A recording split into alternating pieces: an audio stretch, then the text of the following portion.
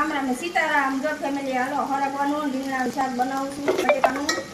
જો આ હરગવાનું શાક, ભીંડાનું શાક બની ગયું. હવે હરગવાનું શાક બનાવું છું. અમે ઘરમાં 8 જણા છીએ, નાના મોટા, એટલે રાંધવાનું જાજુ હોય. એટલે આસ્તે આસ્તે રાંધીને તો 12-1 વાગી જાય. બધા ડાયમંડનું કામ કરે છે, હીરાનું.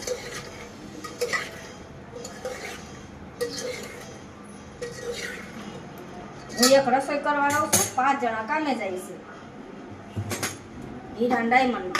જો આ ભીંડાનું શાક છે, ભીંડાનું શાક બની ગયું.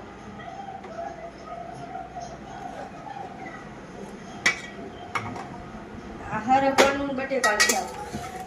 જો હરગવું